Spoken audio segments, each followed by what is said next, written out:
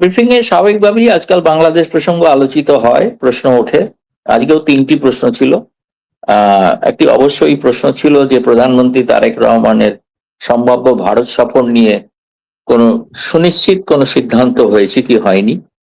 দ্বিতীয়ত, যে সাবেক প্রধানমন্ত্রী শেখ হাসিনাকে ফেরত না দিলে তারেক রহমান ভারতে আসবেন না, এমন কোনো শর্ত বাংলাদেশ আরোপ করেছে কিনা। তৃতীয়ত, বাংলাদেশে বর্তমানে যে ভয়াবহ বিদ্যুৎ বিপর্যয় এবং ডিজেল সংকট চলছে, এ বিষয়ে তারা ভারতের কাছে বাড়তি ডিজেল সাহায্য চেয়েছেন, সেক্ষেত্রে ভারত সরকার কোনো সিদ্ধান্ত নিচ্ছেন কিনা। ৩টি প্রশ্নের উত্তরটি যেটা মুখপাত্র রণদীপ জয়সওয়াল যেটা জবাব দিয়েছেন সেটা হচ্ছে যে আমরা ভারতের প্রধানমন্ত্রী নরেন্দ্র মোদী বাংলাদেশের প্রধানমন্ত্রী তারেক রহমান নির্বাচিত হওয়ার পরেই তাকে দ্বিপাক্ষিক সফরে আমন্ত্রণ জানিয়েছিলেন, এবং তারপরেও আবার ব্রিক্স এর সভাপতি হিসাবে তিনি বিমস্টেকের সভাপতি তারেক রহমানকেও ব্রিক্স আউটরিচ সম্মেলনে যোগ দেওয়ার জন্য আমন্ত্রণ জানিয়েছেন। যেটা সরকারিভাবে বলেছেন, আমরা দুটি আমন্ত্রণের পর আমরা এখন অপেক্ষা করছি বাংলাদেশ সরকারের পক্ষ থেকে তারা কিছু জানায় কিনা। কিন্তু আমরা অন্য সূত্রে, সরকারি সূত্রে বলতে পারেন যে জানতে পেরেছি যে তারেক রহমান আসন্ন ভারত সফরে, হ্যাঁ, ওই শেখ হাসিনা প্রসঙ্গে ওটাতে কোনো জবাব দেননি মুখপাত্র। আর ডিজেল সংক্রান্ত বিষয়ে বলেছেন যে নিশ্চয়ই ডিজেল তো আজই বোধহয় বাংলাদেশে খবর হয়েছে ৮৫,০০০ টন না কত ডিজেল পৌঁছেছে, যেটা আগের থেকে অনেক বেশি। তারা আরো বেশি চাইছেন। সেটা বলেছে যে ডিজেলের অ্যাভেলেবিলিটি, প্রাপ্তি এবং তার উপরে ভারতের আভ্যন্তরীণ চাহিদা, এগুলো দেখেই তাদের জ্বালানি মন্ত্রক এ বিষয়ে সিদ্ধান্ত নেবেন। এবং এটাও ঘটনা যে ভারতের হাই কমিশনার দীনেশ ত্রিবেদী এখানে আসার পর জ্বালানি মন্ত্রী হরদীপ সিং পুরীর সঙ্গে সাক্ষাৎ করেছিলেন এবং তাতে বাংলাদেশকে বাড়তি ডিজেল দেওয়া যায় কিনা বিষয়ে আলাপ আলোচনাও করেছেন। তিনি স্বরাষ্ট্রমন্ত্রী অমিত শাহর সঙ্গেও সাক্ষাৎ করেছেন। যদি আসন্ন সফর হয় তাহলে সেখানে কোন কোন বিষয়ে আলোচনা হতে পারে। এখন যে বিষয়টা হয়ে দাঁড়িয়েছে সেটা হচ্ছে যে যেটা আমি সরকারি সূত্রে যেটা জেনেছি, আর নিশ্চিতভাবেই সেপ্টেম্বর মাস, কারণ ২৮শে আগস্ট থেকে ভারতের প্রধানমন্ত্রী তিনি আহ সাংহাই কোঅপারেশনের বৈঠক এবং উজবেকিস্তানে যাবেন। তারপরে ফিরে আসার পর তার এখানে কিছু বেশ কিছু রাজ্যে সফরের ব্যাপার আছে। ফলে তারপরে ব্রিক্স এর সম্মেলন প্রস্তুতি শুরু হয়ে যাবে। ফলে সেপ্টেম্বরে তারপরে তৃতীয় সপ্তাহ থেকে জাতিসংঘের সাধারণ অধিবেশন। ফলে সেপ্টেম্বরটা খুব বিজি সময়। ফলে একমাত্র সম্ভাব্য সময় হচ্ছে এই প্রধানমন্ত্রীর বিদেশ সফরের আগেই, যেখানে ভারতের কিছু কিছু গণমাধ্যম তারা সম্ভাব্য কিছু তারিখ বলেছেন। ২১-২২ যদি নাও হোক, কারণ বাংলাদেশের তো নতুন রাষ্ট্রপতি নির্বাচিত হবেন ২০ তারিখে, তার একটা শপথ গ্রহণ অনুষ্ঠানেরও হবে। সেই শপথ গ্রহণটা হয়ে যাওয়ার পরেও হয়তো তারেক রহমান আসতে পারেন। সেই জন্য তিনি হয়তো ২১-২২ থেকে ২৫-২৬-এর মধ্যে কোনো একটা সময়, তবে এটা ঘটনা দুদিনের বেশি থাকবেন না, দুদিনের জন্য সফর করবেন এবং একটা বড় ডেলিগেশনও আসতে পারে তার সঙ্গে। আমি এই কারণে বলছি যে আমি অন্য সূত্রে জানতে পেরেছি যে বাংলাদেশ হাই কমিশন তারেক রহমান এখানে কোন হোটেলে থাকবেন তার কিছু তারা ইতিমধ্যেই পরীক্ষা নিরীক্ষা, যাচাই করা, কথাবার্তা বলা, সিকিউরিটি বিষয়, সেগুলো তারা দেখতে শুরু করেছেন। ফলে মনে হচ্ছে যে ভিজিটটা হয়তো হওয়ার সম্ভাবনা একটা আছে, যদি না নতুন কোনো অঘটন ঘটে যায় এর মধ্যে আর কি। বলুন দাদা, গত সপ্তাহের আমাদের সবচেয়ে আগ্রহের জায়গা ছিল যে দীনেশ ত্রিবেদী তারেক রহমানের সঙ্গে দেখা করে গিয়ে নরেন্দ্র মোদীর সঙ্গে দেখা করেছেন। আবার সার্জিও গোর বাংলাদেশ থেকে ট্যুর করে গিয়ে তিনি ভারতীয় নিরাপত্তা উপদেষ্টা অজিত দোভালের সঙ্গে মিটিং করেছেন। এই দুইটা মিটিং এর ভেতরকার কোনো কিছু কি জানতে পেরেছেন কিনা, অথবা এই মিটিং গুলোর গুরুত্ব তাৎপর্য কি বলে আপনি মনে করেন? মানে আমাদের কাছে মনে হয় যে এখানে কি শেখ হাসিনা নিয়ে আলাপ টালাপ হয়েছে, এরকম প্রশ্ন আমাদের মনের মধ্যে আসে। দেখুন, একটা বিষয় তো ঠিকই যে ভারত সরকার মনে করেন যে বাংলাদেশে একটা ইনক্লুসিভ রাজনীতি হওয়া উচিত, এবং যে কারণে যে আওয়ামী লীগকে যে নিষিদ্ধ করে রাখা সেটা তারা সমর্থন করেন না। আমেরিকা এই ব্যাপারে খোলাখুলি কিছু বলেননি, কিন্তু যেহেতু সার্জেই গৌর অন্তত দুবার দীনেশ ত্রিবেদীর সঙ্গে বৈঠক করেছেন, ফলে নিঃসন্দেহে বিষয়টা আলোচিত হয়ে থাকতে পারে। কিন্তু যে বিষয়টাতে একমত যেটা বলা যেতে পারে সেটা হচ্ছে বাংলাদেশে চীনের প্রভাব বৃদ্ধি। এটা নিয়ে কিন্তু ভারত এবং যুক্তরাষ্ট্র তারা কিন্তু দুজনই উদ্বিগ্ন, এবং তারা দুই রাষ্ট্রই মনে করে যে এই ব্যাপারে তারা সহমত, যেমন করে হোক বাংলাদেশকে হয়তো মানে চীন প্রভাব মুক্ত করার একটা উদ্যোগ নেওয়া উচিত। সেই উদ্যোগটা একমাত্র নিতে পারে ভারতই। ভারত নিতে পারে কিভাবে? ভারত সেক্ষেত্রে প্রধানমন্ত্রী তারেক রহমানের সঙ্গে যদি সরাসরি কোনো বৈঠক করে, তাদের যেগুলো নিত্য প্রয়োজনীয় জিনিস, যা যা প্রয়োজন এই মুহূর্তে, বাড়তি ডিজেল, আরো কিছু হয়তো চাহিদা থাকতে পারে, অন্যরকম কিছু, সেগুলো সবই হয়তো, বা আরেকটা জিনিস তারা চান যে দু দেশের মধ্যে ক্রিকেট সম্পর্ক পুনরায় স্থাপিত হোক, ভারত ও বাংলাদেশের মধ্যে টেস্ট বা একদিনের ম্যাচ এগুলো আবার শুরু হোক। সেই সমস্ত সিদ্ধান্তগুলোই কিন্তু হতে পারে। বাংলাদেশ ক্রিকেট বোর্ড তো একটা প্রস্তাব দিয়েই রেখেছে, কিন্তু সিদ্ধান্তটা রাজনৈতিক কারণে হচ্ছে না। আবার ধারণা, প্রধানমন্ত্রী তারেক রহমান যদি এখানে আসেন একবার এবং কথা বলেন, সেখানে শেখ হাসিনা প্রসঙ্গটা কতটা আলোচিত হবে সেটা পরের বিষয়। কিন্তু সে ব্যাপারে তো মানে প্রকাশ্যে তো তারেক রহমান সরকারকে শেখ হাসিনা বিরোধী কথা বলতেই হবে, তা না হলে তার নিজের দেশে অসুবিধা হতে পারে, জামায়াত এবং এনসিপি অসুবিধা করতে পারে। কিন্তু আমার ধারণা যে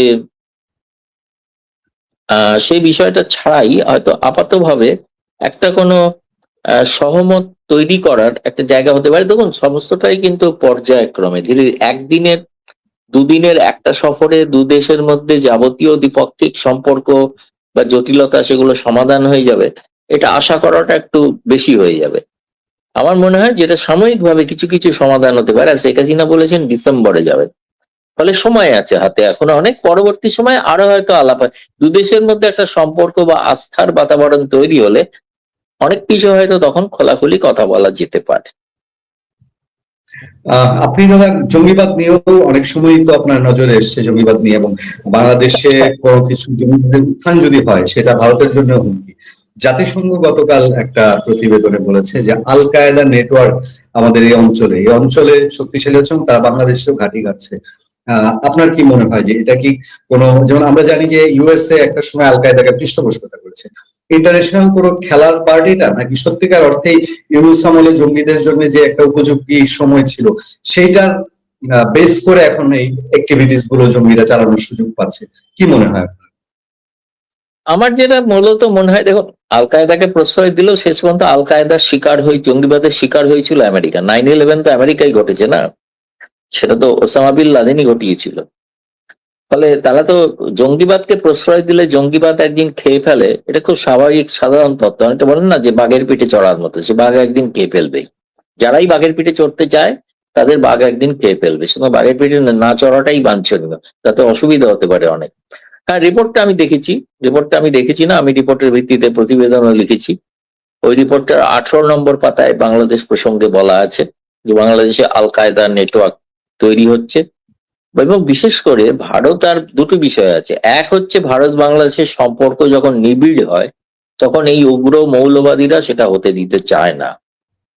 তো তার জন্য আজকে তো অনেক রকম তৎপরতাও লক্ষ্য করছি যে বাংলাদেশের ঢাকার জাতীয় প্রেস ক্লাবে পাকিস্তান দিবস নাকি উদযাপিত হতে চলেছে, সেখানে কাওয়ালি অনুষ্ঠান নাকি হচ্ছে, এরকম একটা শুনেছি, আমি জানি না কতটা কি সত্য, সেটা পরে জানতে পারবো। দ্বিতীয়ত জিন্নার হচ্ছে জিন্নার যে জিন্নার এবং জন্মদিন পালন। এবং দ্বিতীয়ত হচ্ছে, দেখুন, শেখ হাসিনাও ঘোষণা করেছেন যে তিনি ফিরবেন ডিসেম্বরে, বা তার উপর একটা জঙ্গি হানা হতে পারে। সেসব কারণেই আল কায়দা যে গোষ্ঠীগুলি তারা এখন তার শাখা প্রশাখা বিস্তার করছেন, আর তার সমস্ত সুযোগ করে দিয়েছেন নোবেল শান্তিজয়ী পুরস্কার প্রাপ্য ডক্টর মোহাম্মদ ইউনুস। তিনি সেই সময় জেল থেকে সমস্ত জঙ্গিদের ছেড়ে দিয়েছেন এবং তাদের কোনো বিচার হবে না বলে অর্ডিন্যান্স জারি করেছেন। দুর্ভাগ্যজনকভাবে বর্তমান সরকারও যেটা মেনে চলছে। এবং সেই জঙ্গিদের যদি প্রশ্রয় দেন, জঙ্গিদের প্রশ্রয় এই কারণে, জঙ্গিদেরকে মনে হয়েছিল তারা তাদের শিল্ড বা আড়াল হিসেবে থাকবেন, তাদেরকে রক্ষা করবেন। জঙ্গিরা, সেই জঙ্গিদের কাজ তো সেই কারণেই তাদের জঙ্গিবাদ প্রশ্রয় বা হচ্ছে। এবং এটা জাতিসংঘের কাউন্টার টেরোরিজম যারা মনিটরিং করে, তদারকি করেন, তাদের দ্বিবার্ষিক রিপোর্ট। ফলে এই রিপোর্টটা দীর্ঘ রিপোর্টটা সম্পূর্ণটাই আমি পড়েছি, দেখেছি। ফলে এটা উদ্বেগ, এবং তার সঙ্গে উল্লেখও করা হয়েছে যে কি বলে, এটা একটা নতুন সূত্র পাওয়া যাচ্ছে যে লালকেল্লাতে গত বছর যে হামলা হয়েছিল তাতে যারা ধরা পড়েছিল, বলা হচ্ছে সেটাও আল কায়দা, ভারতীয় উপমহাদেশের একটা নেটওয়ার্ক, এবং তার সেই সূত্রে অনেকে গ্রেপ্তারও হয়েছিল। তখন কিন্তু বাংলাদেশের ব্যাপারটা অতটা সহজে জোড়েনি, কিন্তু এই রিপোর্টটার পর কিন্তু বোঝা যাচ্ছে সেই আল কায়দা যদি ভারতেও এরকম নেটওয়ার্ক তৈরি করেন, এবং তারা বাংলাদেশেও যে নেটওয়ার্ক আছে, উভয় গোষ্ঠীর মধ্যে কোনো যোগসাযোগ হয়েছে কি হয়নি এই বিষয়টা তো গোয়েন্দারা তদন্ত করছেন, এবং যে কারণে সম্ভবত আমার নিজের ধারণা যে ভারতের রিসার্চ অ্যান্ড অ্যানালিটিক্যাল উইং, যেটা বিশ্বের গোয়েন্দা বিভাগ তারা দেখেন, দায়িত্বে আছেন, তার প্রধানের নেতৃত্বে খুবই একটা ব্যতিক্রমী সফর ঘটেছে ঢাকাতে। এটা সম্ভবত জঙ্গিবাদ সম্পর্কে তাদেরকে অ্যালার্ট করার জন্য, সতর্ক করার জন্য। তারপরে আমরা দেখেছি বাংলাদেশ সরকার নেমেছেন সেই তল্লাশি করতে, তাতে সাভারে বেশ বিস্ফোরক ধরা পড়েছে, সেগুলো বিস্ফোরণ ঘটিয়ে প্রশমন করতে গিয়ে দেখা গেছে গোটা এলাকা কেঁপে উঠেছে। তারপরে বরিশালে বিস্ফোরণ ঘটেছে। এই রিপোর্টগুলো তো সাধারণ বাংলাদেশের কাগজে প্রকাশিত হচ্ছে না, কিন্তু এগুলো তো সবই খবর পাওয়া যাচ্ছে। ফলে এটা তো একটা চিন্তার বিষয় তো আছেই। ফলে জঙ্গিবাদের ব্যাপারটাও একটা প্রবল চিন্তার সঙ্গে হয়তো দিল্লিতে এলে তারেক রহমান সরকার, যেটা তারেক রহমানের পক্ষেও বিপজ্জনক হতে পারে, ফলে তাকে হয়তো আরো বেশি আমাদের প্রধানমন্ত্রী সেক্ষেত্রে হয়তো বিস্তারিত তাকে তথ্য দিতে পারেন বলে মনে হয়। দাদা, একজন একজন দর্শকের একটা প্রশ্ন, আমাদের দেশে দেখলাম অনেকেই এই কথাটা বলছে, জেএনজি আন্দোলনের পর গ্রেফতারি পরোয়ানা মাথায় নিয়ে দেশে ফিরলেন শের বাহাদুর, এই বিষয়ে আপনারা কি ভাবছেন? বাংলাদেশও কি সম্ভব? মানে বুঝতে অনেকটা বোঝা পারলাম না যাচ্ছে না, আমি ঠিক নেপাল বুঝলাম না। গ্রেফতারি নেপালে। পরোয়ানা মাথায়, জি, দেশে হ্যাঁ? ফিরেছেন জেএনজি হুম হুম আন্দোলনের পরে। তুলনা হুম। করতে যাচ্ছেন যে বাংলাদেশেও কি শেখ হাসিনা ফিরলে এইসব গ্রেফতারি পরোয়ানা সাজা টাজা স্থগিত হতে পারে কিনা? না দেখুন, এখন হওয়া তো উচিত। আপনি যদি বলেন তো হওয়া উচিত, নতুন করে বিচার হওয়া উচিত, কিন্তু তারা ক্রমাগত বলে যাচ্ছেন সেই আইসিটি ট্রাইব্যুনালের রায়কে ধরে নিয়েই যে তাকে ফাঁসি দেওয়া হয়েছে, দণ্ডপ্রাপ্ত, যে বিচারটাই অত্যন্ত প্রহসন, সেটাকে ভিত্তিতে কি করে বলা যাবে? ফলে সেগুলো তো স্থগিত হয়ে নতুন বিচার হতে, তো তার মুখোমুখি হতে শেখ হাসিনার তো কোনো আপত্তি নেই, কিন্তু বিচারের মুখোমুখি হতেই চান, তাই না? সবশেষ দ্বারা একটা প্রসঙ্গ আপনার কাছে জানতে চাই। আমরা আগেই জানিয়েছি আজকে অনুষ্ঠানটা একটা সংক্ষিপ্ত অনুষ্ঠান করব। আপনার কথা সূত্র ধরেই বাংলাদেশের এনসিপির চিফ বলছে যে শেখ হাসিনার ইস্যু সমাধান না করে তারেক রহমানের ভারত সফর করা ঠিক হবে না। এনসিপি প্রেশার, নিশ্চয়ই জামাতেরও সে একই প্রেশার। দেখুন, এটা তো বাংলাদেশের আভ্যন্তরীণ বিষয়। এখন এনসিপির কথা শুনে আমি তো বলেছি তারেক রহমান যদি না আসেন তাহলে জয়টা হবে এনসিপির এবং জামায়াতের, আর বিএনপির হবে পরাজয়।